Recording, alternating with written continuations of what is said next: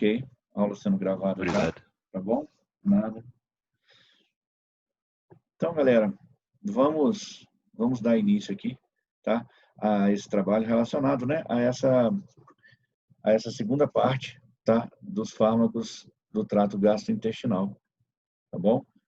Então, quando a gente fala desses fármacos, tá? Do trato, desculpa, perdão, eu estava falando aqui do trato gastrointestinal, deixa eu voltar aqui. A fita, né? Os analgésicos, segunda parte dos analgésicos opioides, tá? Finalizando, vou tentar tirar essa máscara aqui, que isso aqui deixa a voz da gente meio bagunçada. Tá? Então, nós vimos que as características desses fármacos opioides, né? A principal ação que ele vai realizar seria a ação analgésica, como nós vimos, né? E efeitos adversos importantes que nós vamos verificar desses medicamentos, né? Seria a sonolência, constipação, retenção urinária, porque os opioides eles vão diminuir, né, a contração da musculatura lisa, né, os espasmos da musculatura lisa, o que vai gerar esse tipo de reação no paciente, tá? E quando a dose que for administrada for muito alta, exceder a quantidade normal que se administra, você então pode correr o risco dele bloquear o centro respiratório, gerando então o que a gente chama de depressão respiratória, tá bom? Então ele pode causar, como o efeito mais grave de todos, seria a depressão respiratória, que é, no caso, a dificuldade de respirar que a pessoa teria, a mecânica da respiração vai comprometer ao ponto de gerar uma parada respiratória nela, tá bom? Seguindo aqui, então,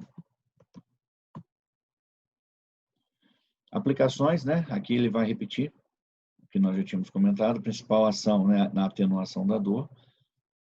Então, quando se fala em dor, né, seria a sua ação principal. Agora, além de dor, ele também foi aplicado para a utilização tanto como antidiarreico, como também como antitussígeno. Ele foi, no caso, adaptado, alguns medicamentos desses foram adaptados para a sua utilização como antidiarreicos, pois esses medicamentos conseguem diminuir, né, os espasmos musculares e automaticamente acabam conseguindo também diminuir o peristaltismo, tá? E a diminuição e a redução desse peristaltismo acaba gerando, né, uma diminuição do fluxo, né, ali do trânsito intestinal. E isso faz com que você diminua toda aquela reação de cólica, né, que é causada quando o paciente está naquela crise de diarreia, né? Então, você reduzir esses espasmos, você acaba reduzindo também essas cólicas geradas, tá? E antitussígeno, tá? Você também tem essa ação antitussígena que ele pode realizar, que estaria relacionadas com espasmos musculares que ocorrem também, principalmente ali a nível de diafragma, tá? Então, você consegue, ao utilizar alguns exemplos de opioides, você consegue reduzir esses espasmos, tá? E assim diminuir esses reflexos da tosse. O medicamento que é usado como opioide nessa função, medicamento que seria usado como opioide nessa função de reduzir esses espasmos, tá? E esses reflexos da tosse, seria a codeína. Você pode colocar aí antitussígeno, puxar uma seta nele, tá? Aonde está antitussígeno, tá? Você poderia puxar uma seta e escrever aí exemplo, tá, de inibição dessa tosse, seria a codeína. A codeína, ela desempenha muito bem esse papel, tá bom?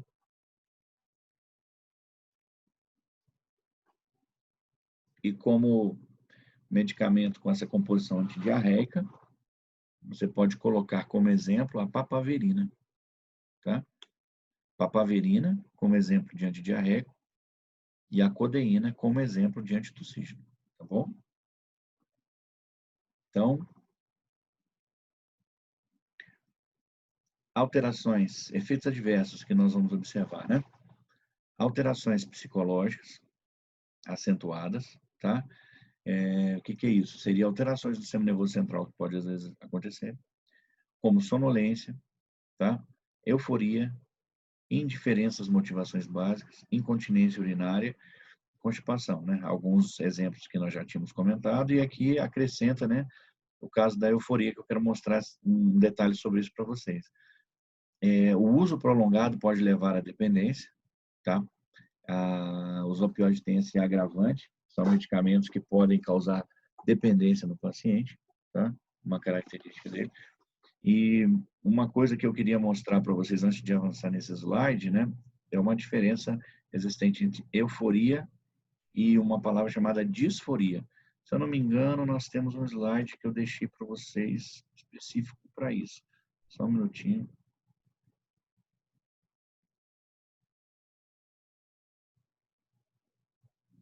Esse aqui, ó.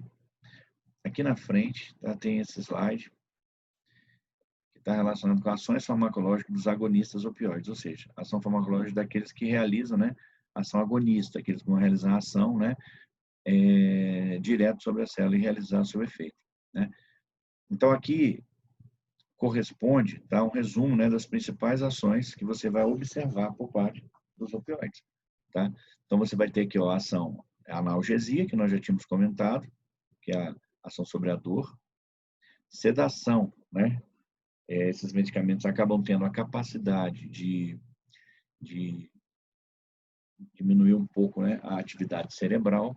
Isso pode resultar, por exemplo, em sonolência no paciente. O paciente pode resultar no quadro de sonolência, uma coisa natural de acontecer, tá?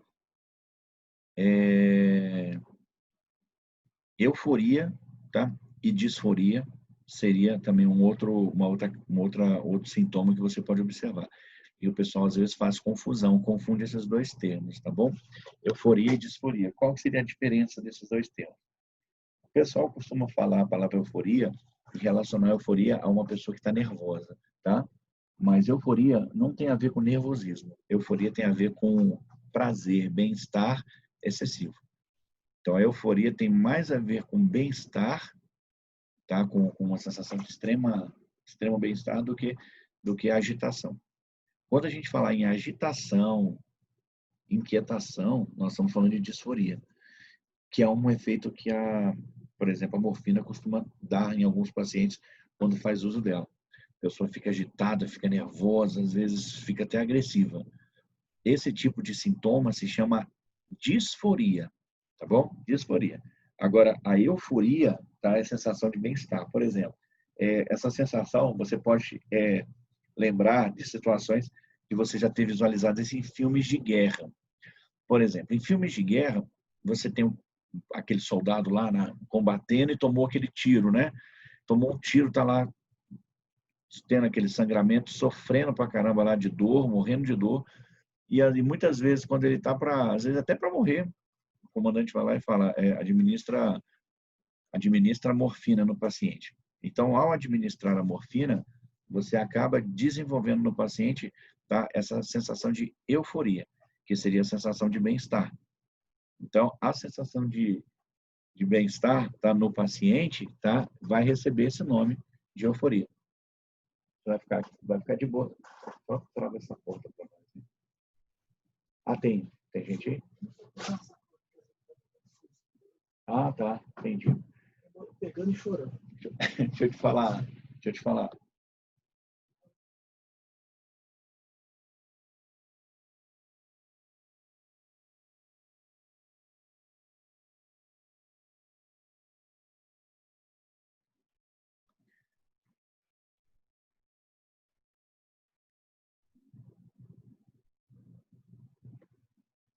Voltei aqui, pessoal. Desculpa, tá? Desculpa.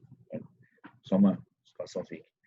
Então, pessoal, euforia seria essa sensação de bem-estar. Então, quando você tem lá aquele soldado, né, próximo da morte, então você pode reparar no filme, quando o colega dá a morfina nele, na hora ele sente aquela sensação de bem-estar e morre rindo, né? Não sei se já viram esse tipo de cena, o soldado vai lá e acaba morrendo, né, naquele estado até de bem-estar. Então, isso é causado pelos opioides, tá? E o nome para isso é euforia. Agora, aquela sensação de agitação que você pode observar do paciente, de inquietação e até mesmo de nervosismo, isso já recebe o nome de disforia, tá bom? Fica clara essa diferença. Alucinações, tá? Pode acontecer, tá? de medicamentos do grupo dos opioides também acabar desencadeando, tá? Isso é uma coisa que pode acabar também acontecendo, tá?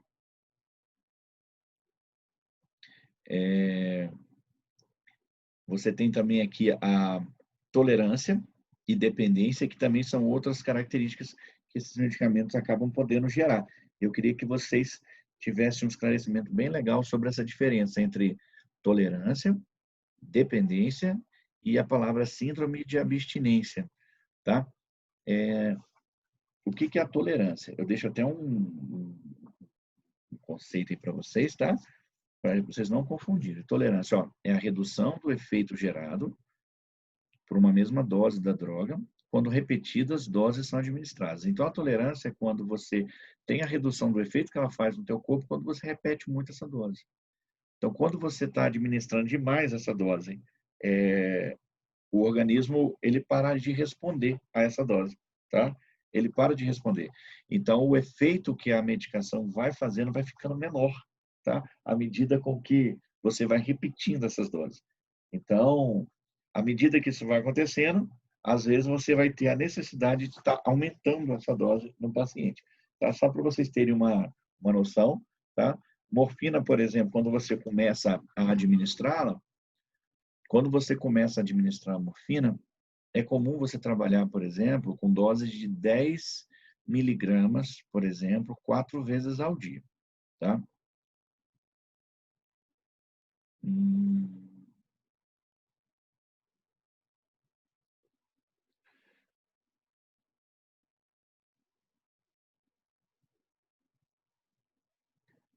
Recebi aqui algumas mensagens no chat, tá? Maiara, você fez uma observação aí, né, em relação ao falo depois, tá? Quando a gente terminar, não saia, tá? E a gente trata disso aí, tá bom? Por favor, não saia no final da aula que a gente já resolve isso aí, já conversa melhor. Beleza, meu amor? A gente faz isso, tá? A colega aqui, a Kátia, colocou, né, o filme Até o Último Homem, dá para ver essa euforia, tá? Depois, reparem agora com esse olhar mais crítico, né, esse olhar de comentarista de Oscar, né? Essa observação mais técnica do filme, começa a observar esse tipo de cena, principalmente nesses filmes de guerra. Muito comum acontecer, tá? Então, essa reação é muito comum de ser avaliada. E, às vezes, você pode observar, vai ter algumas cenas de guerra que vai falar assim, não dá mais essa morfina, não. Não, ele está morrendo, não, dá mais uma dose, dá mais uma dose. Então, é tipo Glória Pires, exatamente. Ali é top. Ali, aquela participação ali foi a melhor de todas. Tiririca, acho que saía melhor que ela. Até o cara do Caneta Azul, acho que ia narrar melhor o filme do que a Glória Pires naquele ano ali. Puta que pariu. Desculpa a boca suja. Mas voltando aqui, às vezes eles entram, né, com a dose maior, aí o próprio soldado chega e fala assim, porra, cuidado com a dose, está muito alta, mas às vezes eles dão propositalmente para dar um prazer excessivo ao paciente, ali aquele soldado ali, porém aquela dose que foi dada um pouco maior, às vezes ele já tem a consciência que pode ter sido uma dose capaz de causar intoxicação, tá bom? E a intoxicação por morfina vai gerar o quê? Depressão respiratória. O cara vai morrer. Tá? Então, o cara, vamos dizer que ele morreria do mesmo jeito. Porém, né, acaba dando uma condição mais, vamos dizer assim, mais digna para a morte dele ali. Tá bom, galera? Tolerância. Então, essa falta de resposta do medicamento onde você precisa aumentar a dose. Tá? Então, como eu tinha comentado, eu vou até colocar aqui um quadro, a gente observar um detalhezinho aqui, ó. Tá? Morfina, por exemplo, só para vocês terem uma noção do que eu estou falando, para vocês entenderem o verdadeiro significado da palavra tolerância. Morfina se inicia com dose. A morfina você vai iniciar com doses de 10 miligramas, tá, por dia. Desculpa, 10 miligramas por dose. Tá? Você inicia, tá, administrando 10 miligramas por dose para esse paciente, tá, 4 vezes ao dia. Se você faz 4 vezes ao dia, qual é a dose que você administrou num determinado dia? Me fala rapidamente aí. 4 vezes ao dia, Qual foi a dose administrada diária? Miligramas. 40 miligramas. Isso aí. Administramos 40 miligramas. Só um minutinho que eu estou roubando, desligando o mouse e o teclado aqui do computador da minha sala aqui e adaptando o meu notebook. Eu faço isso lá quando eu dou aula para vocês. O meu teclado está com um probleminha e eu derrubei alguns líquidos nele aqui, e a base de malte, puro malte, e eu acabei derretendo o meu teclado. Está funcionando com o teclado artificial. Então, um momento de trabalho sério que eu estava fazendo, aí o puro malte destruiu meu teclado aqui para não conseguir adaptar aqui. Então, para não dizer tulipa de chope no meu teclado, tá? Então, a morfina, tá? Você dando 10 miligramas, tá? 4 vezes ao dia, tá? Você tem uma dose final de 40 miligramas. Então, muitos tratamentos vão iniciar dessa forma. Só que pode acontecer, tá? Do paciente chegar um momento e não responder mais. Quer dizer, o paciente volta a sentir dor. Se ele volta a sentir dor, tá? É comum o médico pegar, então, agora começar a dar 20 miligramas, tá? 4 vezes ao dia. Se eu estou dando agora 20 miligramas, 4 vezes ao dia, qual a dose final, qual a dose diária que eu vou ter dado para ele? 80. 80. Isso, 80 miligramas. Agora, tem pacientes mais graves, que essa dose também para de fazer efeito e você necessita de entrar agora com doses mais altas ainda para poder administrar nesse paciente. Você acaba precisando entrar com doses mais altas. Então, tem paciente, por exemplo, que pode estar tomando agora, olha bem a situação, hein? O paciente agora começa a tomar 80 miligramas, tá? 4 vezes ao dia, para conseguir ter um efeito da morfina. O paciente tomando 80 miligramas 4 vezes ao dia, qual que é a dose final que ele vai tomar no final do dia, em um mesmo dia, vamos dizer assim? 320 miligramas. 320 miligramas diário. Olha bem. Olha a situação que gera a famosa tolerância. Olha bem a situação. Aí vocês podem falar assim, porra, mas uma dose dessa o cara morre. Uma dose dessa não pode, o cara vai acabar morrendo com uma dose dessa. Sim, se você, que nunca tomou morfina na tua vida, tomar uma dose de 320 miligramas no mesmo dia, ou seja, tomar 80 miligramas numa única dose, tá? Se você tomar 80 miligramas numa dose, você pode morrer de depressão respiratória 1 hora depois, tá? Então, o cara que está tomando esses 320 miligramas, você tem que ter consciência que não é um paciente normal. Quem está tomando esses 320 miligramas aí é um paciente que já está fazendo uso de morfina há um bom tempo. E esse paciente ele já gerou essa já gerou essa tolerância e o fármaco não está mais fazendo efeito com ele. Então, esse paciente que já vem tomando várias doses durante algumas semanas, que pode tomar essa dose alta. Você nunca poderá dar uma dose alta dessa para o paciente normal. Isso que é a tolerância. Então, aquele determinado paciente vai desenvolver, no caso, essa capacidade. Agora, vamos falar um pouquinho pior. Estudos realizados nos Estados Unidos, tá? Estudos feitos nos Estados Unidos demonstraram, para vocês terem uma noção, tá? Pacientes com final de câncer, por exemplo, final de câncer terminal mesmo, tá? Tem estudos nos Estados Unidos que mostram esses pacientes. Só um minutinho.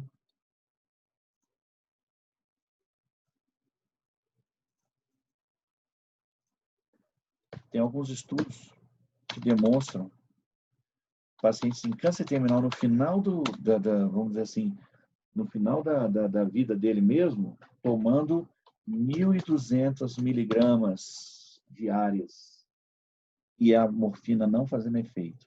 Só para você ver o nível que chega, tá? Pacientes tomando 1.200 miligramas e não fazendo efeito. Para tomar 1.200 miligramas diários, qual foi a dose que ele teve que tomar? A dose diária que ele vai ter que tomar?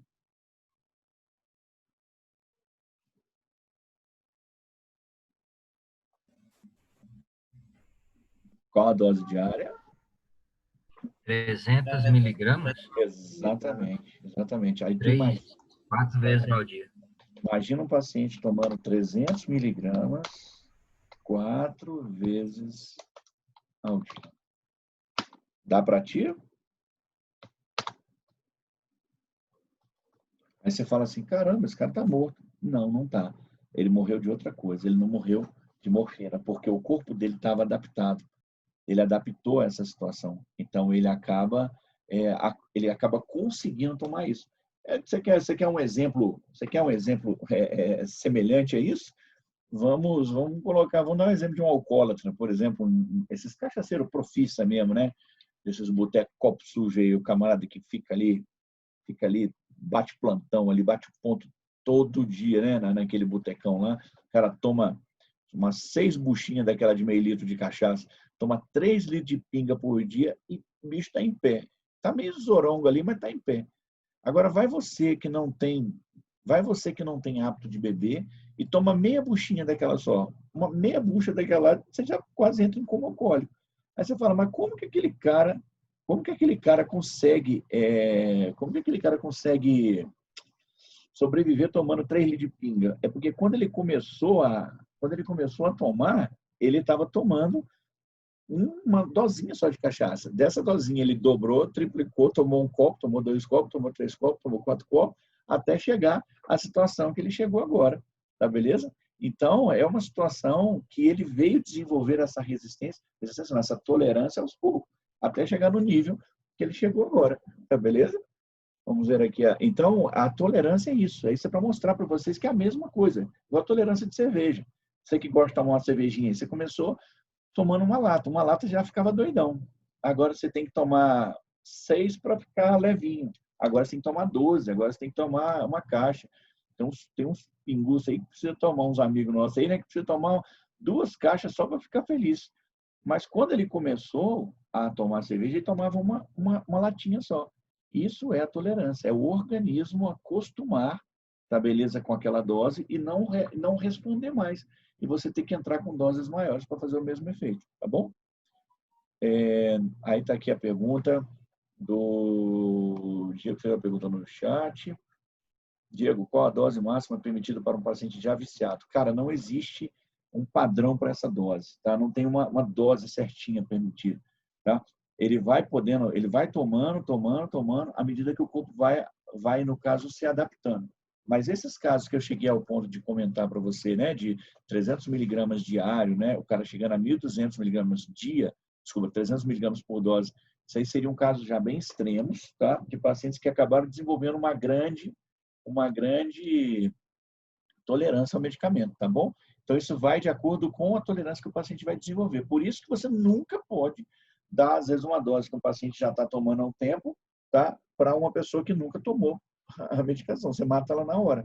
Tolerância é algo que você desenvolve e você vai mexendo, tendo que aumentar essa dose aos pouquinhos. Vivaldo, em criança abaixo de 12 anos é calculado pelo peso.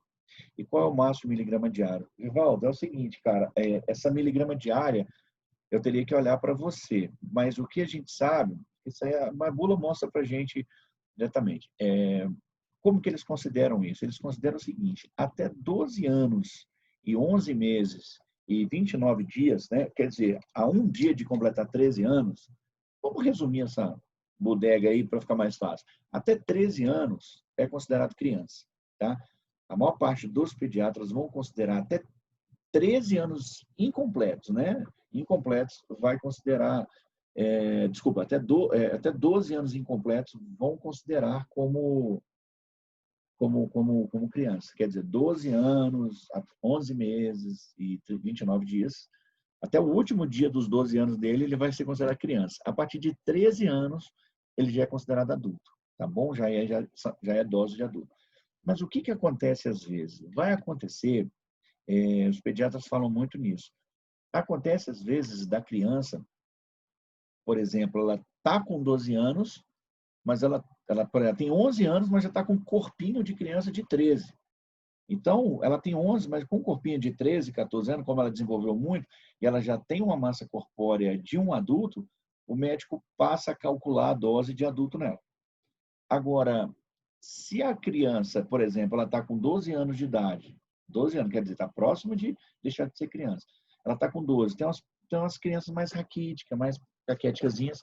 Ela tem 12, mas está com um corpinho de 9. Está pequenininha demais, está franzininha demais, magrinha demais.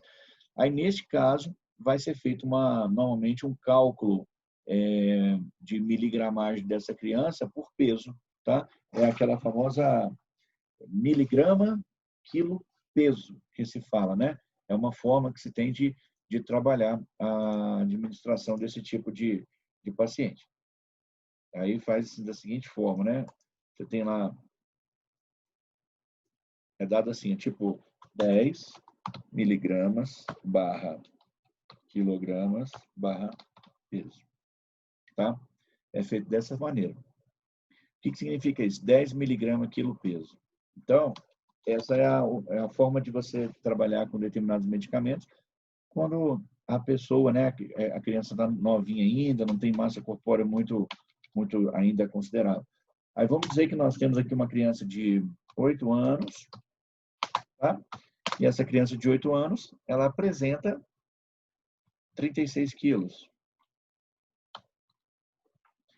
A criança tem 8 anos, apresenta 36 quilos. Qual seria, então, a miligramagem, qual seria a dose que essa criança tomaria diariamente? Faz a conta aí para mim, vocês que são quase farmacêuticos aí, já resolve essa conta para mim, por favor. 360?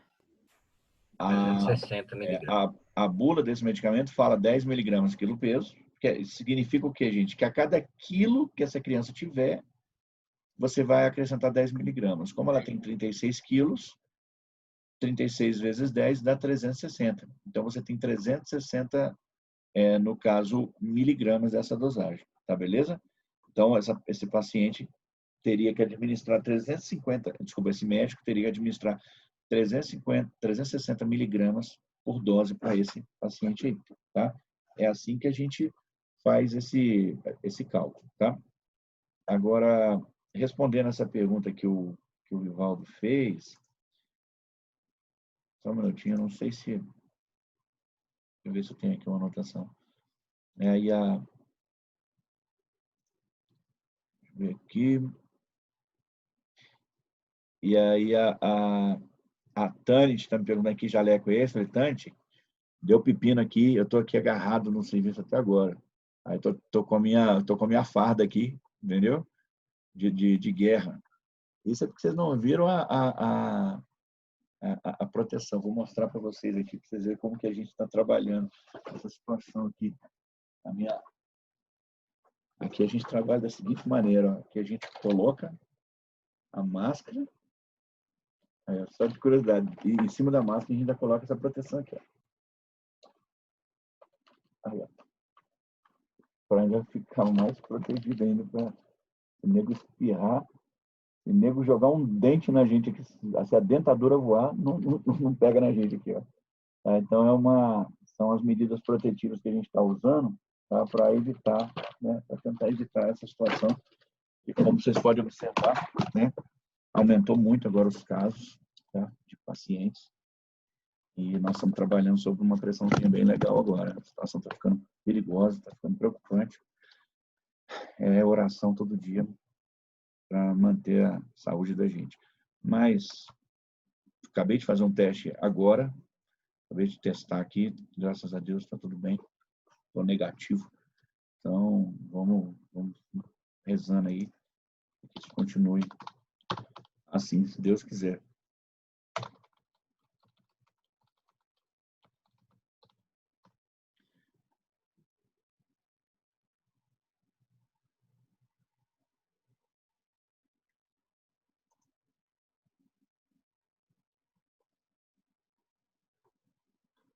Pegando aqui para mostrar para vocês, ó.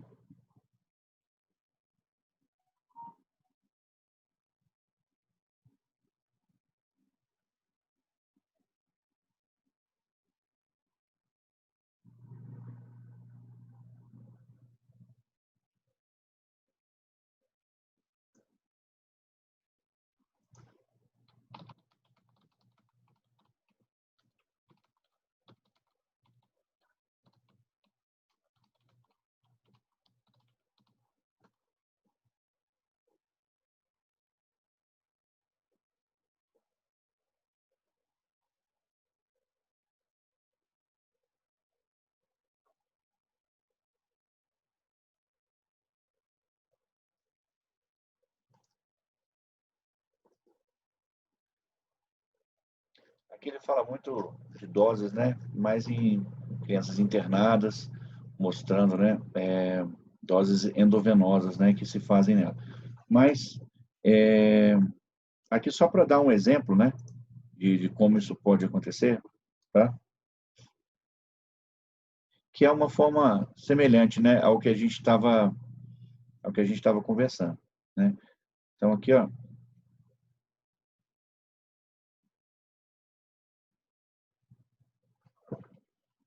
Projetar esse quadro para vocês. Deixa eu ver, olha só que legal esse quadro aqui que eu achei. Ó. Tá? Olha bem isso aqui. Aqui nós temos, ó,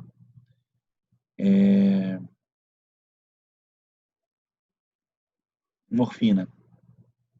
Aqui exemplos de opioides, ó, morfina, fentanil, remifentanil, alfentanil, metadona, tramadol. Aí aqui tem paracetamol, né, que aí já sai um pouquinho do grupo, né? Tá? Mas todos esses para cima aqui, ó, depois a gente fala desses para baixo, mas todos esses para cima aqui, ó, tramadol, metadona, alfentanil, remifentanil, fentanil, morfina, são exemplos de opioides, tá? Então, olha o que ele fala aqui, ó. Você tem aqui, ó, tá? Administração intravenosa, tá? E aqui seria infusão, né? Tá? Que tem uma aqui, ó, tem uma legenda aqui, ó, infusão contínua. Quando fala infusão contínua, seria, né, você coloca uma chama bomba de infusão, né? É uma bomba que você adapta, fica do lado dos soros ali, né? Você coloca ela suspensa ali, e ali você conecta, né, os equipamentos, os circuitos ali, conecta, e aquilo vai lançar medicamento direto na veia do paciente, tá? Você tem lá um cateter, né, funcionado, e ali vai vir um equipezinho ali, e ali vai projetar medicamento direto na tua veia. Então, a bomba de infusão aqui, para infusão contínua, é para dizer o seguinte, ela está falando que você tem que administrar, no caso, morfina, olha só, nesse caso aqui, ó, morfina você entraria com 10 a 40 microgramas por quilo hora, tá? Então, significa dizer o quê? Que a cada hora de administração, tá? Você teria que trabalhar de 10 a 40 microgramas por quilo que esse paciente tivesse. Então, se eu estou falando, por exemplo, vamos falar que a gente vai administrar a dose máxima, então, 40 microgramas quilo hora. Se eu tenho uma criança de 3 anos, cuja massa corpórea dela esteja, por exemplo, 14 quilos, tá? Essa criança de 13 anos, ela tem 14 quilinhos, tá? Aí, o camarada te pergunta, quantos microgramas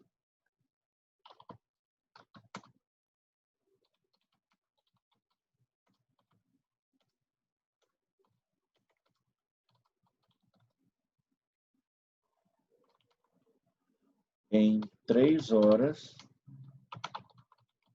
de infusão contínua. Para bem, tá? Olha só o que essa tabela mostra. A tabela 2, características de analgésicos mais frequentemente utilizados em crianças agudamente doentes, tá? Baseado nessa pergunta que eu fiz aqui, baseado nessa concentração dada de infusão, vamos trabalhar com 40 miligramas, não 10, vamos dizer que fosse 40. Tá? Quantos microgramas tivemos que administrar durante essas 3 horas de infusão contínua?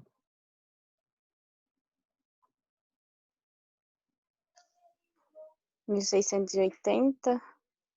Opa, o que eu fiz? 680 microgramas. Gente, eu botei uma mãozinha aí, tá vendo?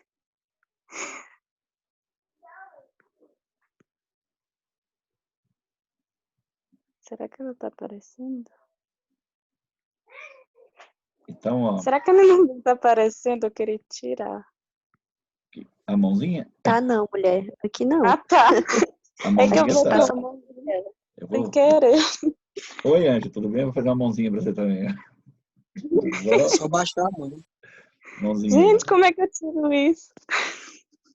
Mesmo lugar que você põe pra Cuidado ela pra você não fazer a aparecer. mãozinha. Cuidado pra você não fazer a mãozinha assim pra mim, tá? Senão eu vou embora. Não. Tá? Por favor. Já tô aqui nesse meio cheio de Covid, aqui, tudo contaminado aqui. Você vai fazer mãozinha assim Imagina. pra mim, aí eu vazo na hora. Olha que maneiro. Nunca. Nem essa Olha mãozinha. que, Não vai vazar, olha não. que Já massa. demorou, já. Olha que massa aqui, ó. Isso aqui é a L'Oréal, ó. Doou pra gente, ó. L'Oréal pegou os frascos de shampoo e produziu álcool em gel para nós, ó. Nós estamos usando álcool em gel da L'Oréal. Temos álcool em gel Gente, essa mãozinha tá me incomodando. temos álcool em gel Muito da bom. Coca-Cola. Entendeu? Tivemos umas campanhas aí maneiras. Fizeram as doações para nós. Então vamos lá, ó.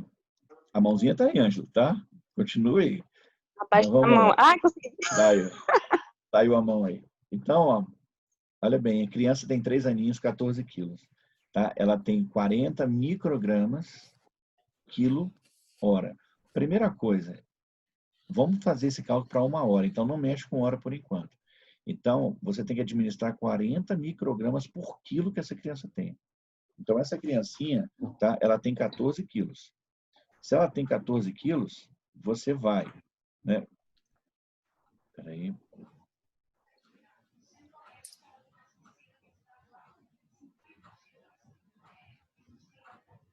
Se essa criancinha tem 14 quilos, vou fazer uma continha rápida aqui. Vamos fazer aqui, né, para vocês acompanharem também a linha de raciocínio, acho que é até melhor. Tá? Então, vai ser 14 quilos que a criancinha tem, né? Porque a cada quilo, no caso, Vezes são 40. 40, vezes 40. Vezes 40. Tá? Vezes Isso vai 3. dar, tá? Aí, antes disso, 14 vezes 40 daria quanto? 560. 560. Então, Vezes 3. 14 vezes 40, o que significa isso? Significa que essa criança tomou 560 microgramas a cada 1 hora de infusão. Mas como foram 3 horas, você multiplica agora por 3 e vai dar um valor igual a quanto? 1680. 1.680 microgramas. Você tá rouco aí, Vivaldo? Tá gripado? Só um pouquinho. Covid? Não, Não é não? eu acho que não. Que bom. Se Agora... bem que eu atendi uns 10 lá na drogaria domingo com Covid. Nossa senhora, foda, né? Agora, se os camaradas perguntassem para vocês a resposta dessa quantidade em miligramas, como que vocês fariam essa conta? Porque a conta aqui está em microgramas, né? 1.600 microgramas. Se perguntasse para vocês quantos miligramas seria essa dose, se tivesse que converter para miligramas, como que vocês converteriam? Só para ver como vocês estão aí. Como que seria feita essa conta? 1,680.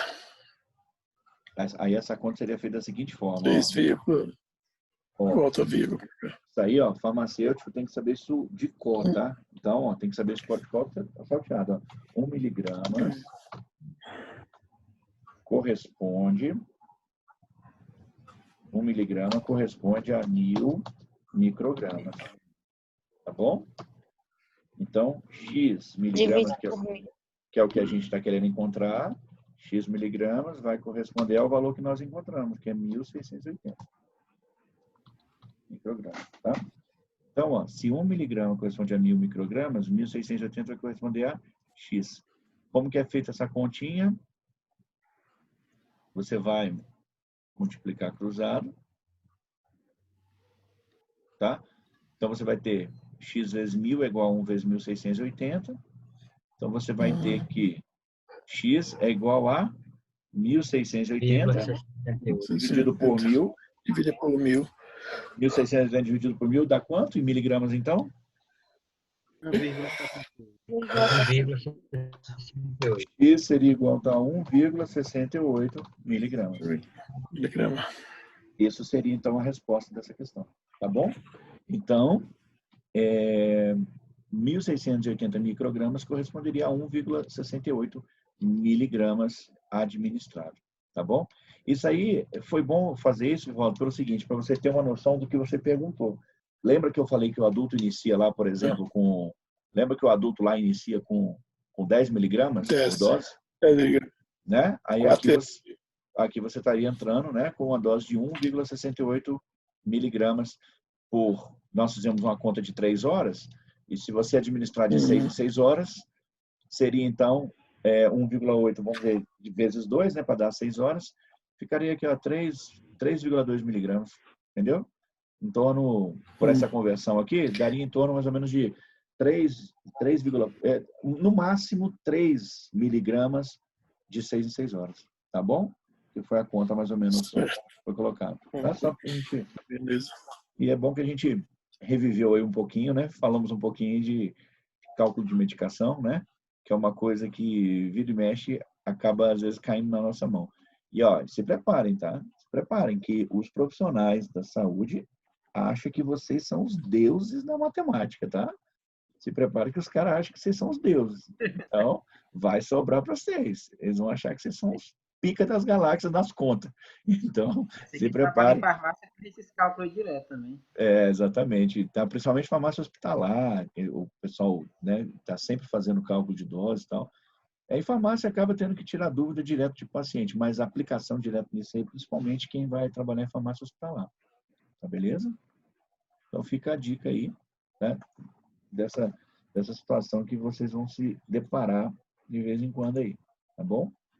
Voltando aqui agora, eu vou retornar aqui alguns slides para trás. Tá? Falta só alguns detalhezinhos só que eu queria acrescentar para vocês dos opioides.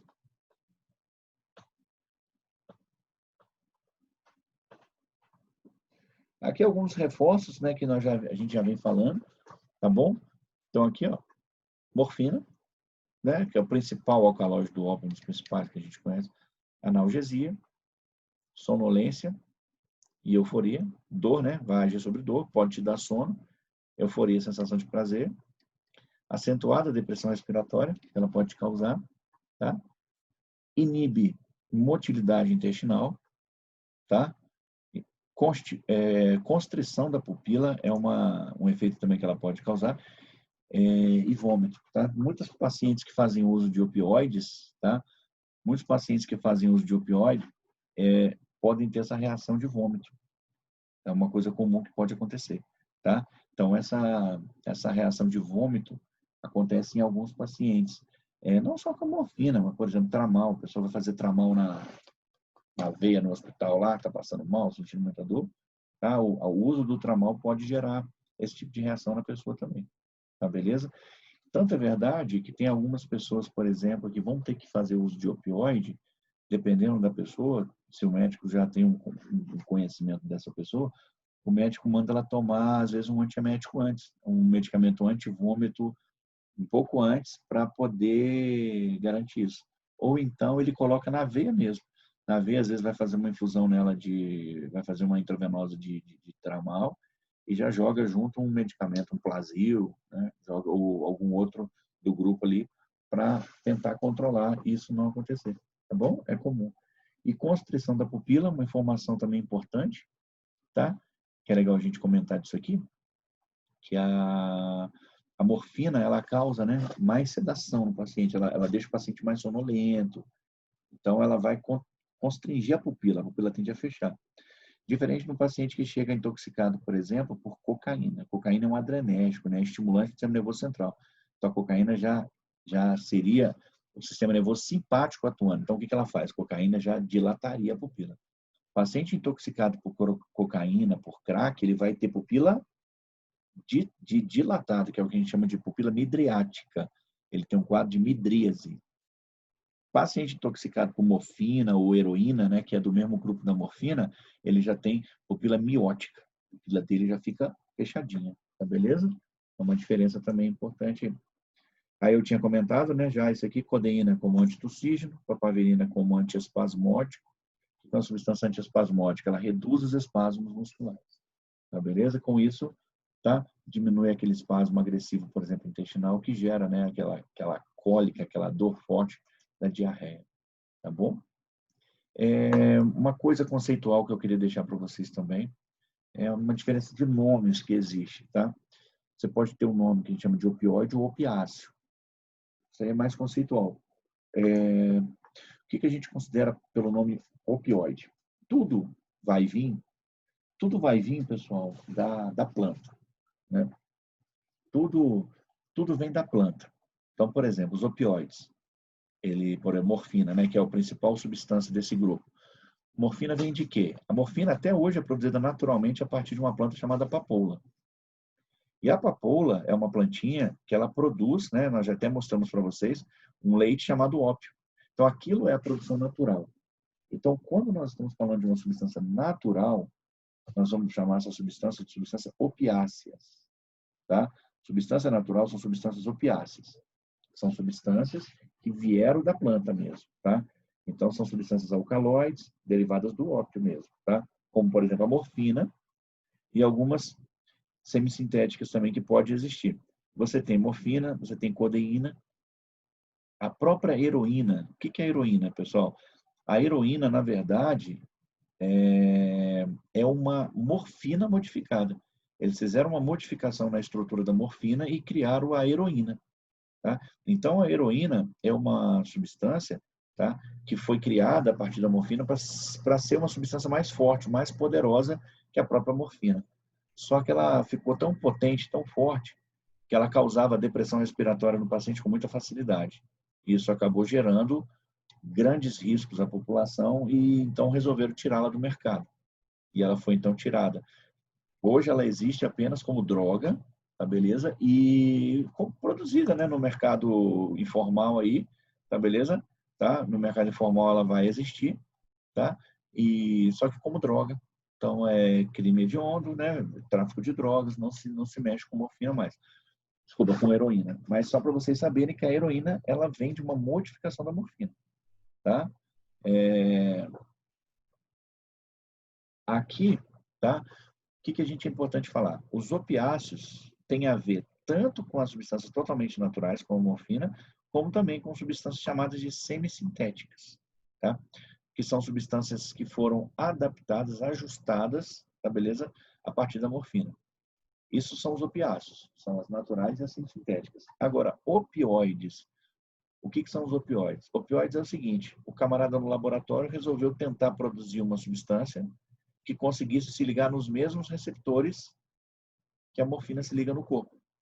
Então, ele produziu, por exemplo, no laboratório, substâncias com essa capacidade. Por exemplo, fentanil. Tá? O fentanil é um opioide, tá, produzido em laboratório.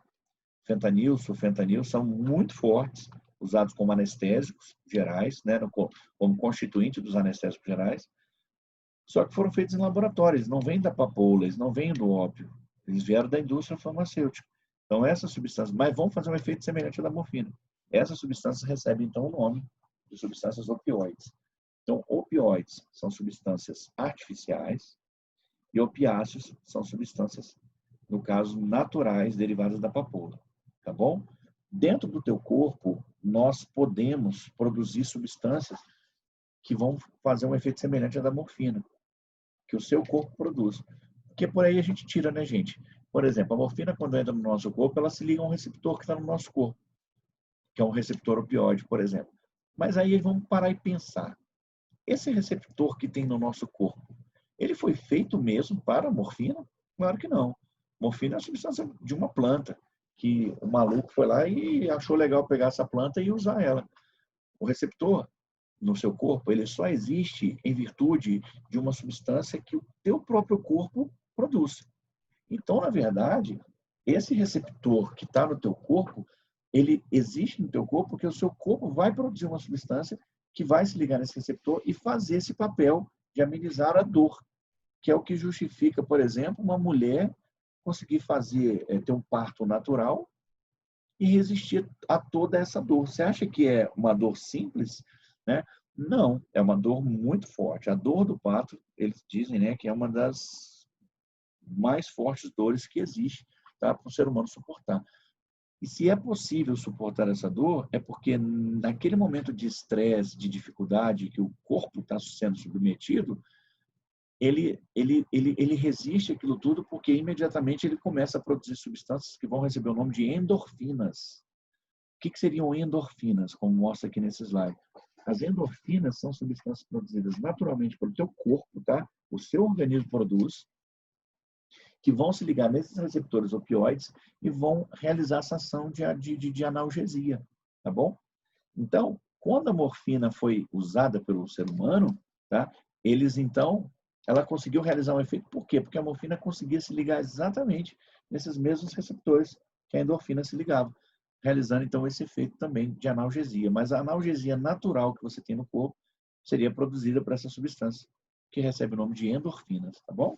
Então, endorfinas é como se fossem morfinas do seu próprio corpo que ele produz, tá bom? Então, opioide tem a ver com substâncias artificiais de laboratório ou as próprias endorfinas que seu corpo produz, e opiáceos já estaria relacionado com substâncias que vão vir da papoula. De alguma forma, ela vem da papoula, tá bom? Aqui é um quadro mostrando, depois vocês vão ler com calma, tá? Os medicamentos, né?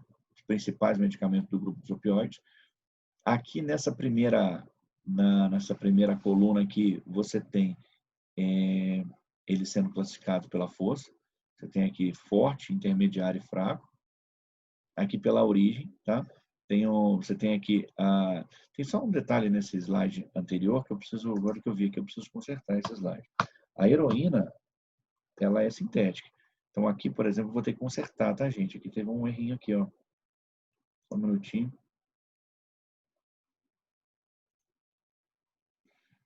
Esse slidezinho aqui, agora que eu vi, tá com um errinho na hora da interpretação. Quando eu falo opiáceos, são substâncias alcaloides derivadas do ópio, como a morfina, vírgula, codeína, que também é natural, vem do ópio, e algumas semissintéticas. O que seria semissintéticas? São aquelas modificadas, né? Você mantém a estrutura da morfina, só que com algumas modificações, como, por exemplo, a heroína, tá? Quer ficar melhor aqui, tá? Tinha esse probleminha agora que eu dei conta aqui, tá bom? Então, substâncias que vão vir do ópio. Morfina e codeína vêm do ópio mesmo, da papoula. Tá? E a heroína, ela é considerada semissintética por quê? Porque pegaram a morfina, que vem do ópio, fizeram alguma modificação nela e transformaram ela numa substância mais forte. Porém, a base dela continua sendo a morfina. Isso é a heroína. Tanto que se você pegar e der uma olhada no... Se você pesquisar aí, pesquisa alguém aí que está com o telefone fácil na mão aí, coloque assim, qual o nome do princípio ativo da heroína? Você vai ver que vai aparecer um nome lá com a terminação morfina. Dá uma olhadinha para vocês verem aí. Pesquisa aí algum colega para mim aí, tá? Para a gente, só para esclarecer esse detalhezinho aí. Enquanto isso, a gente dá seguimento aqui. Tá? Coloque aí, qual o princípio ativo da substância heroína? Nesse grupo aqui, né? Elas estão sendo classificadas em natural, semissintética, tá? E sintéticas, tá bom? E aqui, na forma dela agir, né? Agonista puro. O que seriam substâncias...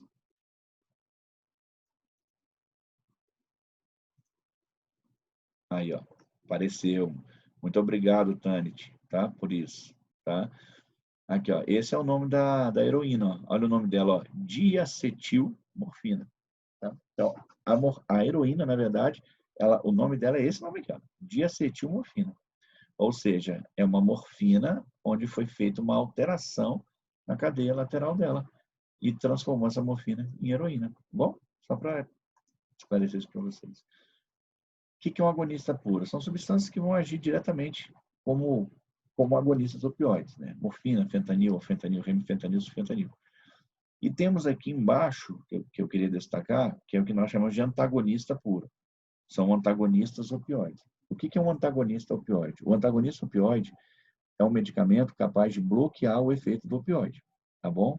Então, são medicamentos que você vai administrar em situações de risco, por exemplo, de intoxicação, que o paciente teve um nível alto daquela medicação que vai gerar nele uma depressão respiratória. Então, para não gerar depressão respiratória, você entra com um medicamento desse para bloquear o efeito. Se eles são medicamentos chamados de antagonistas, significa que eles conseguem se ligar no mesmo receptor que o opioide conseguiria se ligar. Por exemplo, né? Vamos dizer que eu tenho aqui um receptor, o mais importante dos opioides é um receptor chamado de receptor Mi. Que é o M grego, né? É o Mi. Nesse receptor Mi, por exemplo, a morfina vai se ligar nele e vai fazer o seu efeito. Só que se por um acaso você entrar com doses muito altas, se você entrar com dose muito alta de morfina, ela vai se ligar a muitos desses receptores, causando a depressão. Se o paciente chega a um quadro de intoxicação e está lá com risco de morte, o médico vai administrar nele essa substância aqui, ó, chamada naloxone ou naloxona. A naloxona, ela é conhecida no ambiente hospitalar pelo nome de Narcan. O Narcan é o nome comercial da naloxona. Esse Narcan, qual seria a função dele no organismo? O Narcan, tá? Que é o naloxona, ele teria a capacidade de se ligar exatamente no mesmo receptor que a morfina se liga.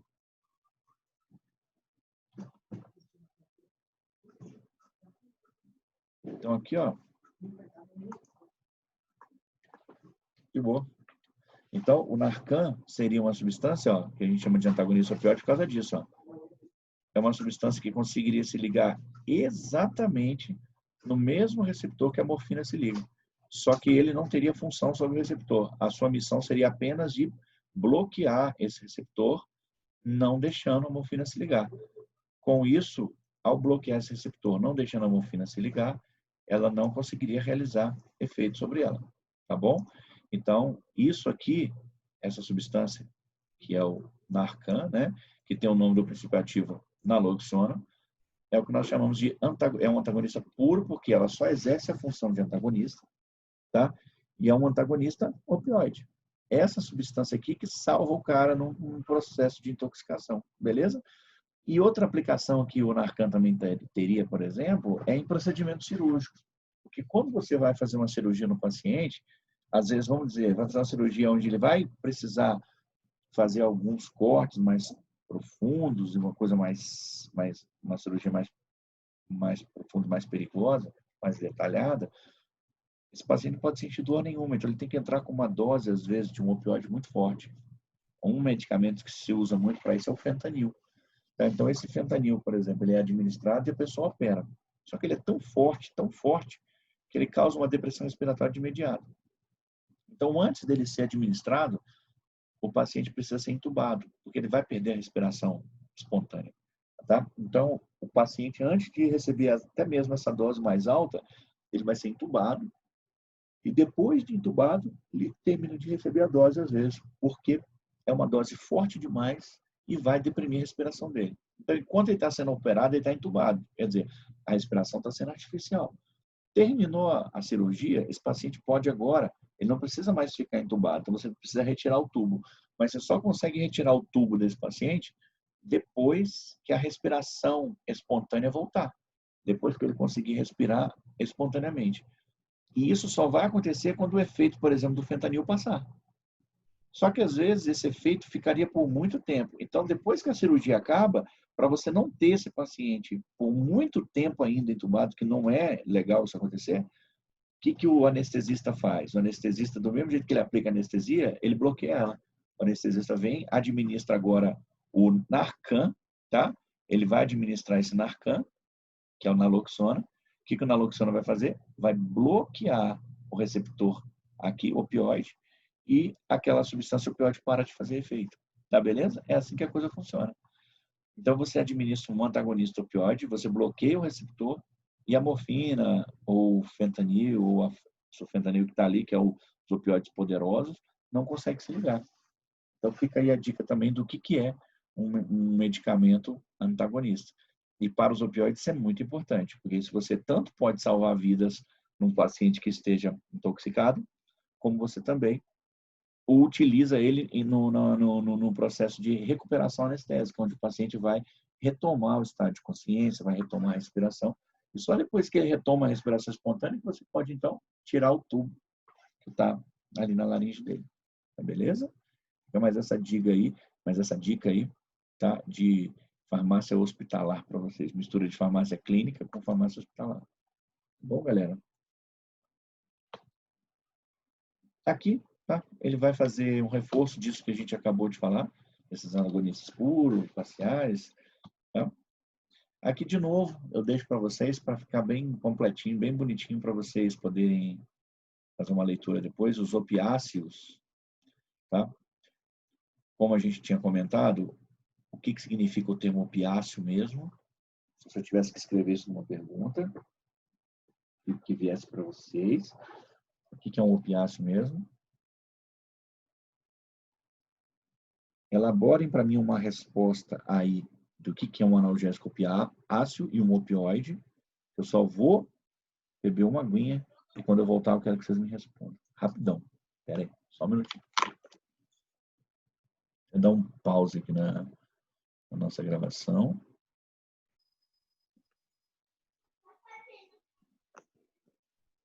Quem se prontifica a me responder? Pelo que eu me lembre, é uma substância natural que é tirada da papoula, como a morfina, codeína. Isso, e aí acrescenta mais alguma coisinha. Além de ser uma substância natural retirada da papoula, os opiáceos também poderão ser quem? Alucinógenos. Não, mas vamos falar assim, apenas da estrutura, da origem deles. Vamos falar nesse conceito, só vai falar da origem do nome. Opiáceos estará relacionado com aquelas naturais, ou então... Sintéticas? Isso, semissintéticas. Semissintéticas são elaborados em laboratório. O que é uma mudança na estrutura. O que é a mudança de estrutura? Tomar cuidado só com isso. O que é uma substância semissintética? Substância semissintética é aquela que ela originou, tá, ela é derivada da original. Tipo aqui, ó, imagina que a morfina fosse essa mão minha aqui, ó. Agora eu pego essa minha mão e faço isso aqui com ela, ó, e crio essa outra substância. Ou seja, a substância natural era essa. A semissintética é essa. Quer dizer, ó, eu aproveitei toda essa estrutura foi aproveitada e fiz apenas uma pequena modificação na cadeia. Isso é um semissintético. Eu tenho a estrutura natural dela mantida com as pequenas modificações. Então, uma substância natural com umas pequenas modificações será chamada de semissintética, que também vai ser um opiáceo. Isso é um opiáceo. Agora, o que é uma substância opioide? Aí já é totalmente sintética. Aí sim, aí ela já vai ser uma substância totalmente sintética. Já é uma substância diferente. Isso, exatamente, totalmente produzida em laboratório, tá? Ela já seria totalmente produzida em laboratório, essa estrutura. Tá? Então fica essa dica.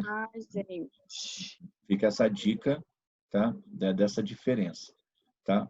A natural e a semissintética são opiáceos porque ambas vão ter uma origem da planta. E as sintéticas são totalmente artificiais, feitas em laboratório com a única semelhança dos opiáceos, que é ligar no mesmo receptor. Tirando isso, são totalmente artificiais. Aqui é apenas uma escadinha mostrando como é feita a conduta de administração de analgésicos. Inicialmente, quando a dor é levinha, você trata só com AINES. Com ou sem adjuvante. O que seria uma substância adjuvante? Substância adjuvante seria uma substância que vem para complementar e reforçar a ação da substância principal, tá? Que seria o AINES ali. Agora, dor de intensidade média. Se a dor agora tem intensidade média, você já está usando ela. Você já vai usar um opiáceo fraco. Exemplo, você pode entrar aqui com uma codeína, que é uma substância mais fraquinha, tá? Com ou sem AINES, para segurar essa dor. Agora, se a dor ela fica mais intensa, aí você já tem que entrar com um opioide mais potente. Você já vai ter que entrar com uma coisa mais forte, com uma morfina às vezes, e às vezes associando ainda a AINES e às vezes a um adjuvante junto.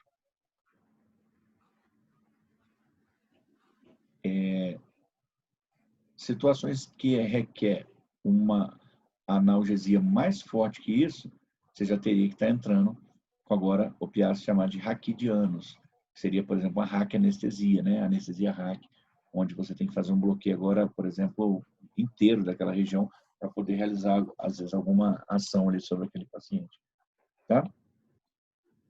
E, por fim, procedimentos cirúrgicos, por exemplo, como cirurgia geral, né? Onde você vai ter que dar anestesia geral no paciente e fazer um bloqueio mais forte ainda. Vamos dizer, você precisa fazer uma amputação da perna de um paciente.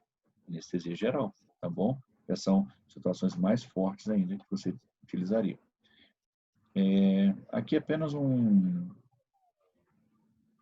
dito, né? Que se tem da papoula, né? Aqui, ó, lembrando, né? A folha da papoula, aqui é a bolsinha, né? Onde sai o ópio. Entre as drogas que aprove ao Deus Todo-Poderoso conceder ao homem para aliviar seus sofrimentos, nenhuma é tão universal e tão eficaz como o ópio. Tá? Então, né? Temos um provérbio aqui que diz que nenhuma substância traz tanto prazer e alívio, às vezes, de um sofrimento, como a substância chamada ópio. Tá?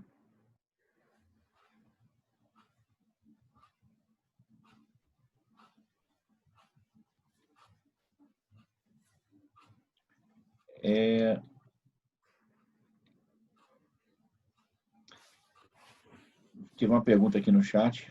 Cultivar papoula. Teve essa pergunta aqui. Tanit, eu não sei te dizer no Brasil como que é a legislação em relação ao cultivo dela. Entendeu? Posso pesquisar.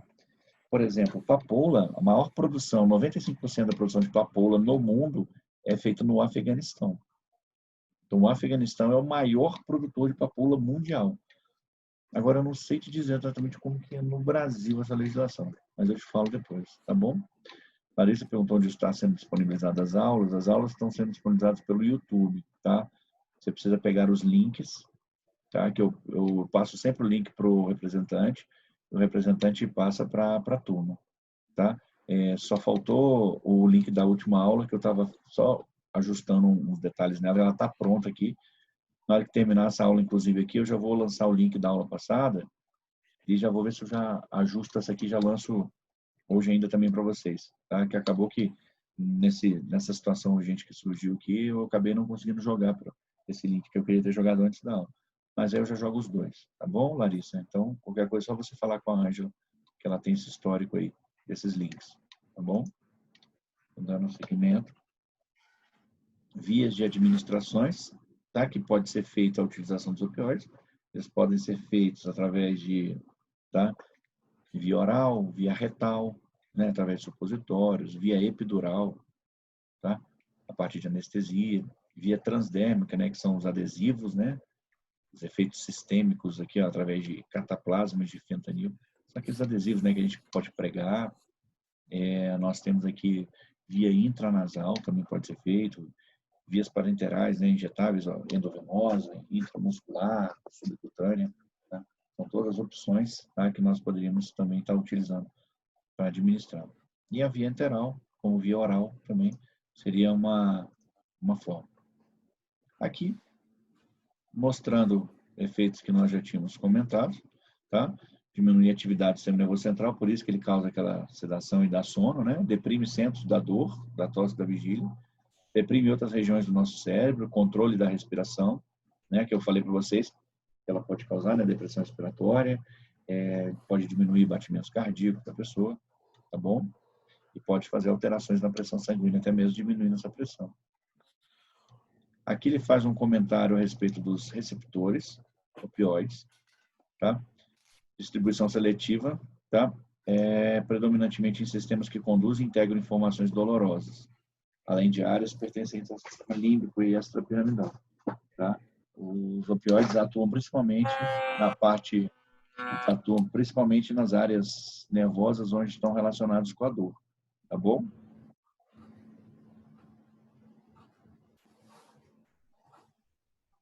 Aí, ó, valeu, Tante, pela resposta. A Tante buscou lá para nós, ó, tá? Pela legislação é proibido cultivar papoula no Brasil. Porque da papoula, né? A papoula, ela vai produzir o quê? Ela vai produzir a morfina, vai produzir... Dela pode ser feitas as alterações para produzir a heroína. Então, isso tudo é tudo substâncias que vão causar, né? São substâncias que vão acabar causando sendo responsáveis, né? São substâncias que são, no caso, são responsáveis pela produção, principalmente da morfina e da heroína, né? Então, bom, obrigado aí por essa pesquisa aí. Eu deitar a cabeça toda doendo. Tomou uma morfina.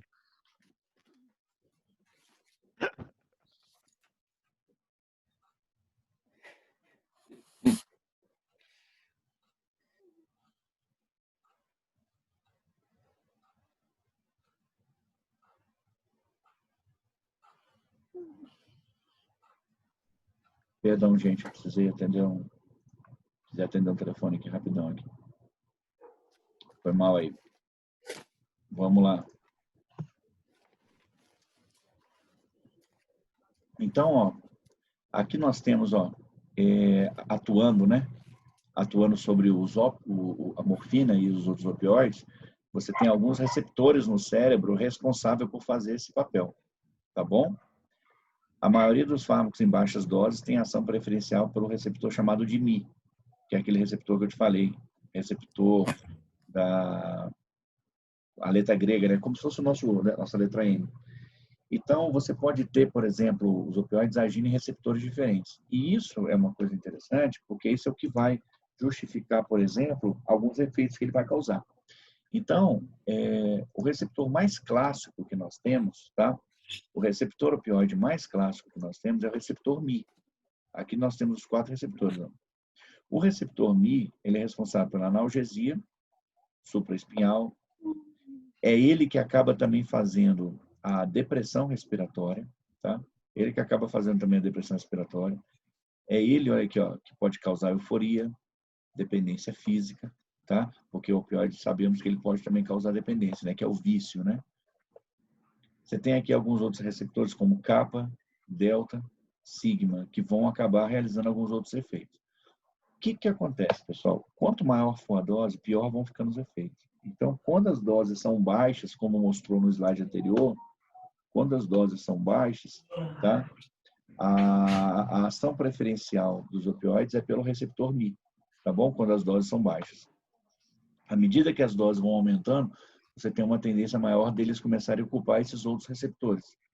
E quando eles começam a ocupar esses outros receptores, começam a surgir os efeitos adversos, por exemplo, que a morfina pode causar, que é a sedação, que é a irritação que ela pode causar, tá? Que é a alucinação e outros efeitos mais que podem surgir, tá beleza? Então, os efeitos relacionados a efeitos adversos que no caso ela irá causar, tá? Tem a ver mais com esses outros receptores, que é o receptor kappa, receptor delta e o receptor sigma, tá beleza? São os receptores assim mais comuns, tá? Que no caso vão realizar esses efeitos adversos, tá? E aqui o slide que eu tinha comentado com vocês, tá? Sobre a diferença que vai existir, tá? Entre esses termos, que é tolerância, dependência e síndrome, tá? E síndrome de abstinência. Tolerância, tá? Nós já comentamos sobre isso. O que é tolerância? Tolerância está relacionado, tá, com a capacidade do seu corpo não reagir mais à droga, você tem que entrar com dose maior. Dependência. O que seria a dependência? A dependência já estaria relacionado com o vício, tá? A dependência é o vício. Dependência tem a ver com a necessidade que a pessoa tem com o contato daquela substância. Se ela ficar sem a substância, ela enlouquece, ela fica fissurada na substância. Isso é vício. A pessoa necessita de ter a presença daquela substância. Oi? Pode falar? Pode falar, Vivaldo. Não, foi nada não. Desculpa, eu só tô falando com meu filho aqui para ele comer pizza ali. Ah, tá. Desculpa aí. Beleza. Você tem que falar isso mesmo, né? Nessa hora pra gente aqui, né? Sacanagem isso aí, né? Tu é Quentinho. foda, né? Tu é foda, velho. Mas voltando aqui. Eu com fome aqui. Porra. Eu tenho um álcool em gel. Vou começar a beber álcool em gel aqui pra ver se passa a fome. Esse trem aqui. Vamos lá. Síndrome de abstinência. O que nós vamos considerar, tá, como síndrome de de abstinência. Quando você é viciado numa substância, tá? Quando você é viciado nela, a falta que ela vai te fazer, tá? Você vai sentir primeiro uma necessidade de ter o contato com ela de novo. Essa necessidade desse contato é o que a gente chama de dependência. A necessidade do contato é a dependência. Agora, quando essa falta da substância você não conseguir tê-la de novo, vai acontecer umas situações ruins no seu corpo, como efeitos da falta da substância. Você pode ficar irritado, você pode ficar nervoso, você pode ter taquicardia, você pode ter sudorese intensa, tudo isso pela falta da substância. Então, desses efeitos que a falta dela vai gerar, é o que então nós chamamos de síndrome de abstinência, tá bom? A dependência é a falta, e a síndrome de abstinência são todos os sintomas que vão surgir no teu corpo pela falta, tá bom? Aqui alguns exemplos de síndrome de abstinência que você pode gerar, tá beleza? Pela falta dessa substância, né? Calafrios, irritabilidade, suor excessivo, dores musculares e abdominais, câimbras, convulsões, vômitos, cólica, diarreia, coriza, lacrimejamento, febre. Tudo isso pode ser efeitos causados pela falta da substância. Aqui, essa tabela mostra algumas síndromes chamadas de imediatas, para que você tenha ela imediatamente com a suspensão da substância depois que você viciou. E aqui está o que nós chamamos de síndrome protraída. A síndrome protraída já seria efeitos que você pode vir a manifestar dias depois, semanas depois, tá bom? Síndrome imediata, tá? Você vai manifestar muitas vezes de imediato mesmo, tá? Vamos dizer assim, poucas horas, dias da suspensão. E a protraída são efeitos que você pode vir a ter com o passar dos dias. Normalmente, aqui, ó, a síndrome, no caso imediata, né, normalmente começa com 6 a 12 horas e dura até 72 a 84 horas após a última dose. Tá? Passar a outro opioide e ir retirando. Então, quando a pessoa chega a viciar e está viciada por um tratamento, por exemplo, você precisa fazer um trabalho de desmame nessa pessoa. Tá? Você precisa fazer um trabalho de desmame nela. Como que se faz esse trabalho de desmame? Não é igual do corticoide. Porque no corticoide, o que a gente fazia no corticoide? Corticoide, bastava a gente ir desmamando aos pouquinhos, tirando aos poucos, até tirar tudo, né? Assim que funcionava o corticoide. No caso do opioide, não. O opioide tem que fazer uma situação diferente. Por exemplo, vamos dizer que o camarada estivesse viciado em morfina. Se ele está viciado em morfina, não adianta só você tirar. Se você começar a tirar ele viciado do jeito que ele está, ele vai ter as reações imediatas que podem começar com 6 a 12 horas. Tá beleza? E isso pode trazer prejuízos para ele. No caso dos opioides, o que você faz? À medida que você retirar uma delas, você vai ter que acrescentar uma outra. À medida que você retira à medida que você retira uma, você acrescenta uma outra no lugar. Tira uma e acrescenta outra. E vai fazendo isso gradualmente. Agora, que substância é essa? Um exemplo de substância usada para esse tratamento de desintoxicação do paciente é uma substância chamada metadona. Então, quando você ouvir falar nesse nome, metadona é um opioide usado para situações de desmames e desintoxicações. Agora, por que se usa metadona? Qual o motivo de se usá-la?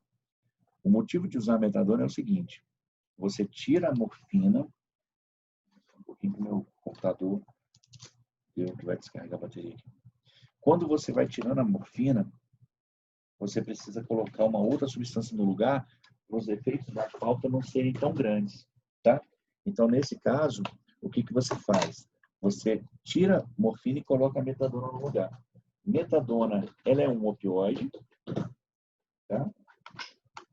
A metadona é um opioide, porém, ela não causa a dependência que a morfina é capaz de causar.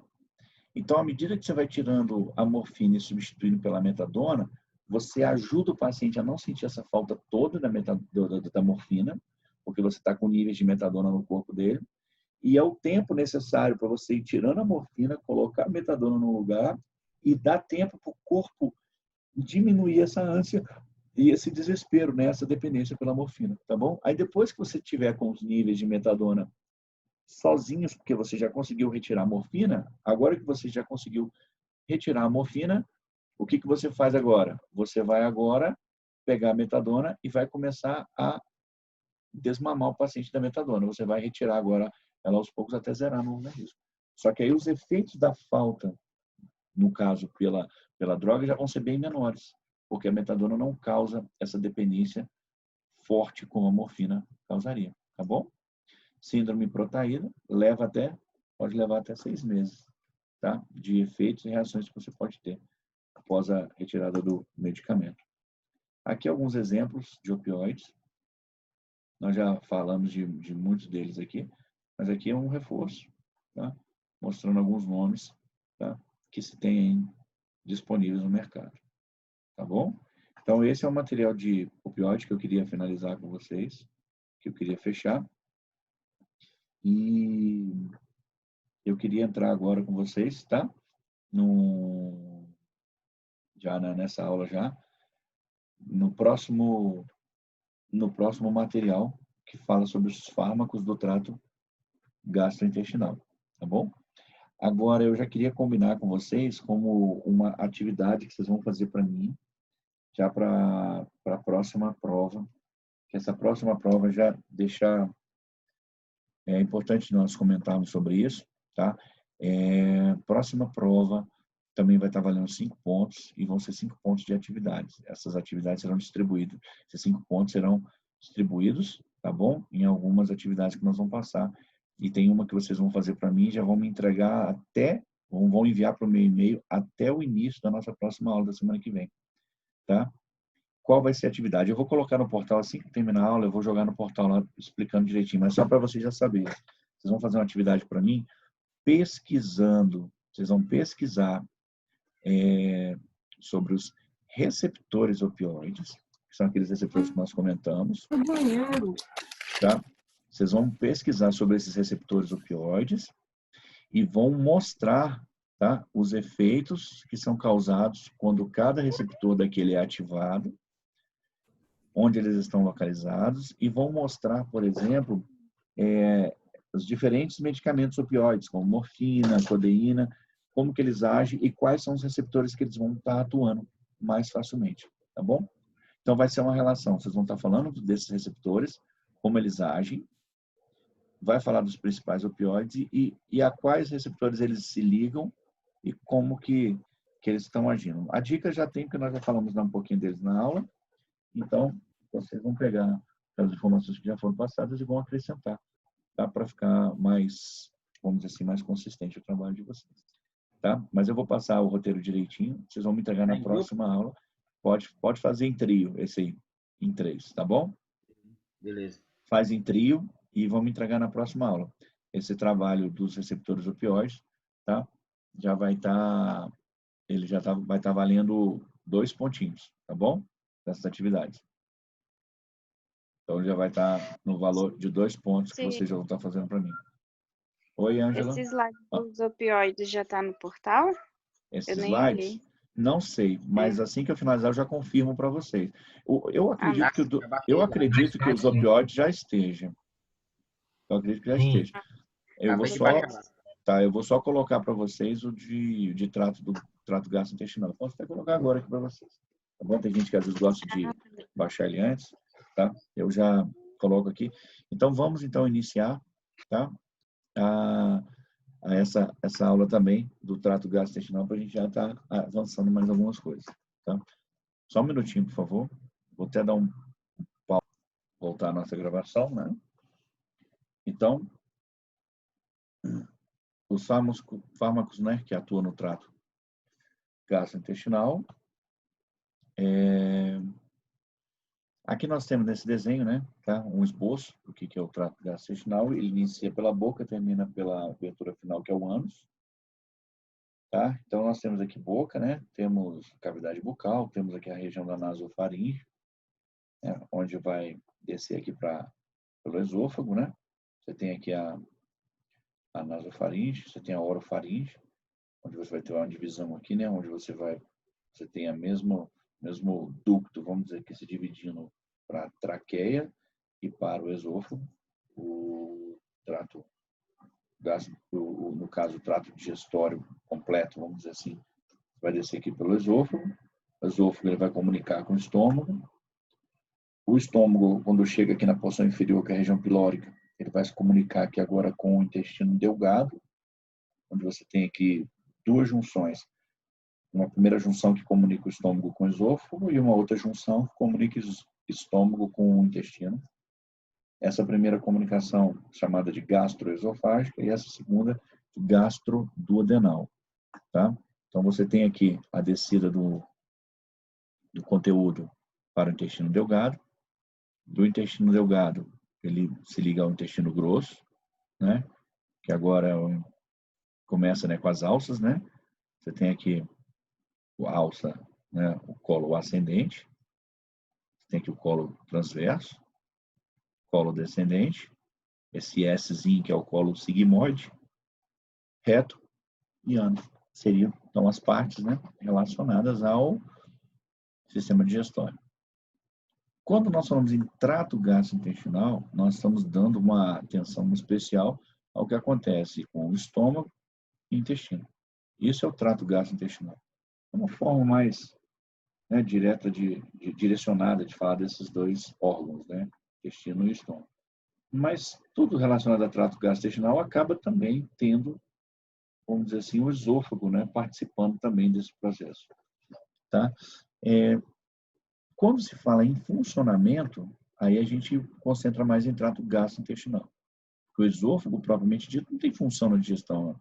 Só funciona apenas de comunicar a boca com o estômago.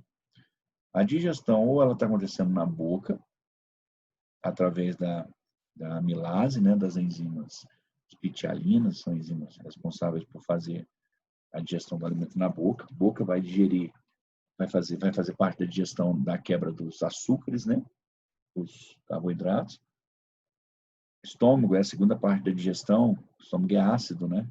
Vai ser responsável pela digestão das proteínas, quebra das proteínas. E temos aqui o intestino, que é a última parte da digestão dos alimentos, onde a gente vai ter aqui agora a digestão das gorduras, os lipídios, onde você vai quebrá-los em o lipídio, quando ele é quebrado em ácido graxo e glicerol. Tá bom? Então, são as 3 porções do corpo onde você tem digestão. E não pode esquecer que quando a gente fala da região da boca, estamos trabalhando com pH neutro. Tá? Quando nós falamos de estômago, nós já estamos falando de um pH ácido. E quando a gente fala de intestino, nós já estamos falando de um pH básico, ou também conhecido como pH alcalino. Tá? Então, são os 3 pHs que nós temos. pH neutro, tá? Na boca, pH ácido do estômago, pH básico, ou alcalino, do intestino. São os 3 pHs que a gente vai trabalhar. Tá? Cada região sendo responsável por um trabalho. Boca, carboidrato, estômago, proteína, intestino, tá? Os triglicéridos, né? Lipídios, as gorduras. Um pouquinho.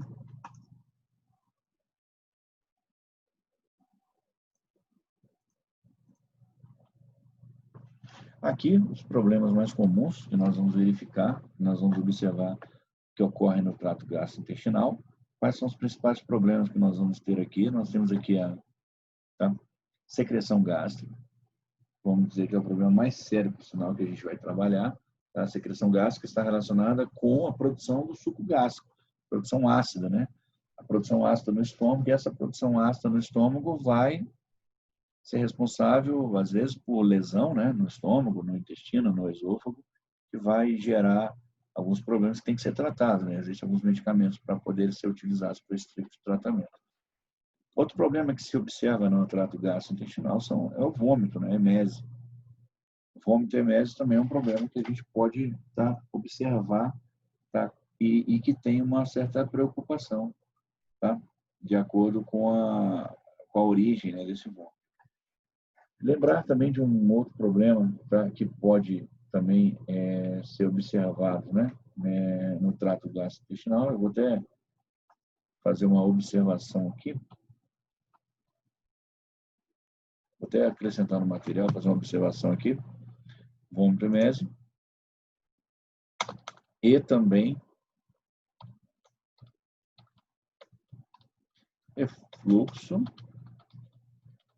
gastro. Tirar esse traço e colocar tudo junto. Refluxo gastroesofágico. Tá, beleza? Que também seria analisado nesse trato gastrointestinal. Então, você tem vômito, que é emese, e tem também o refluxo gastroesofágico, tá? Que é um problema sério que ocorre principalmente quando o material, o suco gástrico do estômago, sobe para a região do esôfago, trazendo esse problema. Outra coisa também que é importante também avaliar com calma seria a motilidade do intestino e expulsão das fezes. A motilidade do intestino gera o peristaltismo. E esse peristaltismo, tá, beleza, vai gerar movimentos, né? Contrações da musculatura lisa do intestino, o que vai promover a movimentação das fezes, até que ela possa ser expulsa.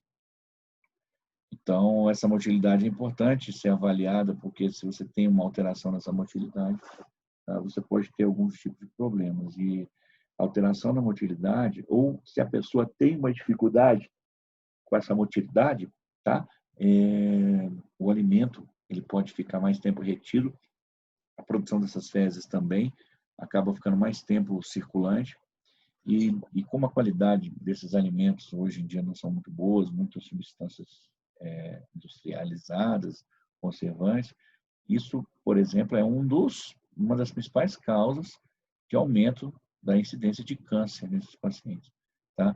Então, por exemplo, uma porta aberta para câncer é essa associação, esse somatório da dificuldade da motilidade, o que faz com que o alimento fique mais tempo parado ali no intestino, juntamente com a má qualidade desses alimentos, que faz com que ele tenha mais contato, um tempo maior em contato com a mucosa ali, e isso pode gerar uma agressão a ela e gerar até mesmo um câncer nesse paciente. Outra coisa importante também no trato gastrointestinal é a formação e secreção da bile, tá bom? A bile, lembrar que a bile faz parte da digestão, né? Ela é usada na digestão. A bile, ela é produzida pelo fígado, tá? Mas é armazenada na vesícula biliar. Ela é até produzida pelo fígado, mas é armazenada na vesícula biliar, tá bom? Então tem essa, vamos dizer assim, tem essa importância grande, porque a bilis faz parte, né, do trabalho que é feito para quebrar as gorduras. Se você tem algum problema em relação a isso, você vai ter uma dificuldade na digestão que vai acarretar em inúmeros outros problemas. Então aqui nós temos os principais problemas relacionados, tá, ao trato gastrointestinal.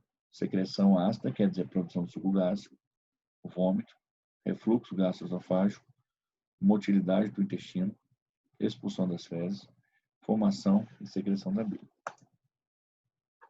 Essa foto vai mostrar para nós, né, vai mostrar para nós uma foto aqui do estômago, né, e as diferentes partes que ele pode ter. Tá? O estômago, tá, ele é dividido, tá, em algumas zonas. Você tem aqui o que a gente chama de zona cardíaca ou zona cárdia. Essa zona cardíaca ou cárdia é a região que comunica o estômago com o esôfago. E você tem aqui também a zona pilórica, né?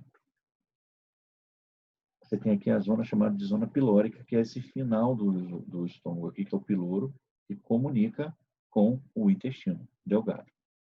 Uma coisa importante que nós temos aqui para comentar aqui, que é bom a gente falar, seria esses dois pontos aqui. Ó.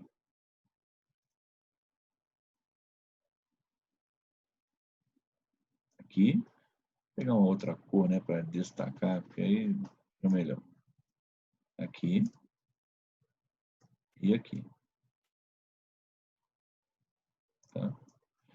São dois, que eu desenhei em azul aqui, ó. Aqui você tem uma musculatura, uma espécie de um esfíncter aqui. E aqui também você tem uma espécie de um esfíncter nesse ponto aqui. Então, aqui são musculaturas que se contraem, são musculatura que se contrai aqui nessas regiões aqui, ó, tá? Para controlar a entrada e saída do material, tá? Então, esse esfíncter aqui, quando o material entra no estômago, tá, para ser processado, ele tende a fechar, ele trava, ele contrai, para evitar que o material possa retornar, tá bom? Então, você tem esses dois esfíncteres.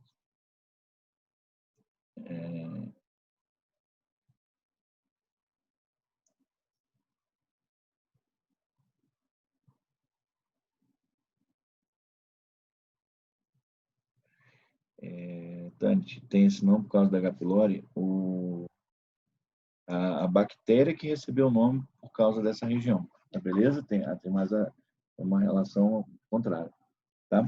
Então, a região pilórica do estômago já é um nome dado para essa porção aqui, tá? Mas agora, assim, a ordem certinha e quando foi feita essa relação de quem veio primeiro, sinceramente, eu não vou lembrar exatamente.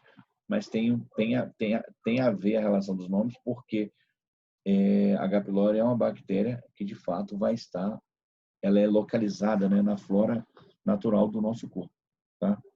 Ela está na flora natural do nosso corpo, não, desculpa, do nosso estômago, tá? Então, o desenvolvimento dela acaba acontecendo quando, na verdade, um desequilíbrio imunológico faz com que essa bactéria se desenvolva mais do que ela deveria. Então, a presença dela sempre existe. Todos nós podemos ter essa bactéria. A diferença vai estar nesse desequilíbrio e algumas pessoas acabam podendo desenvolver uma quantidade maior dessa bactéria. E vai causar problemas como gastrite, úlceras, que eu vou acabar falando relacionado a essa aula aí, tá bom? Mais ou menos por aí. Tá? É mais ou menos o mesmo esquema aí do quem veio primeiro, o ovo ou a galinha, tá? Depende do ponto de vista. Tem uns que falam que é a galinha, tem uns que falam que é o ovo, né? Principalmente porque a ave ela veio de uma evolução, né? De uma outra espécie. Então, eles comentam, né? Mas vamos deixar isso para outros momentos, né? Então, a mutação da espécie gerou o ovo, do ovo veio a galinha já dessa mutação. Então, acabou que o ovo veio mais... Foda-se pro ovo. Vamos voltar para a aula aqui. Eu quero comer um ovo quando chegar em casa aqui, para reforçar a proteína aqui. Vamos lá. Então, esses dois esfíncteres aqui, tá? Eles vão trabalhar fazendo esse controle, né, do conteúdo. Tanto para voltar, ele não deixa o conteúdo voltar para o esôfago, para a digestão ocorrer de forma correta, como aqui na região do esfíncter, aqui da região pilórica, que é a junção gastroduodenal, né? Você tem aqui o duodeno e aqui você tem o estômago. Essa junção gastroduodenal também, tá? Você tem ele controlando para não deixar o material descer antes do tempo. Então, dois locais onde você pode ter lesão do tecido é aqui no esôfago, principalmente com esse refluxo, que nós vamos chamar de refluxo gastroesofágico, ou então por esse controle mal feito aqui e o material do estômago, que ainda está com uma acidez muito alta, descer para a região do intestino. Então, se o material do estômago desce antes do tempo para a região intestinal, você tem um conteúdo ácido muito grande tendo contato com essa musculatura e isso vem a gerar no paciente lesões nessa região. Então, esse controle é muito importante, tá? Tem pessoas que nascem com esse esfíncter aqui para gastroesofágico já com probleminha. Então, acaba dificultando, tá, beleza, esse controle. E isso vai gerar problema sério no esôfago dele. Que eu vou explicar isso mais tarde, porque o estômago, a parede do estômago, ela foi preparada para resistir à ação ácida, mas a parede do esôfago não. O esôfago não foi feito para receber ácido, gente. Teoricamente, a ordem natural é o material vir de cima para baixo. O que está retornando é defeito, é problema. Então, esse retorno desse ácido pelo esôfago só traz prejuízo, tá, beleza? Então, os prejuízos podem ser ocasionados nesse ponto também, tá? Mas aí o que a gente faz? Pelo horário que nós já estamos aqui, a gente para nesse ponto aqui, onde nós vamos falar onde a gente avançaria, né, na fisiologia aqui natural do estômago e mostrar os medicamentos que vão atuar, né, controlando essa fisiologia. Mas vamos deixar esse assunto para a próxima aula e eu vou estar postando daqui a pouquinho para vocês, tá, o roteiro direitinho do trabalhinho que vocês vão fazer para mim. Tá bom, galera? Então eu vou parar por aqui e vou fazer uma chamadinha rapidinho para vocês aí. Só um pouquinho.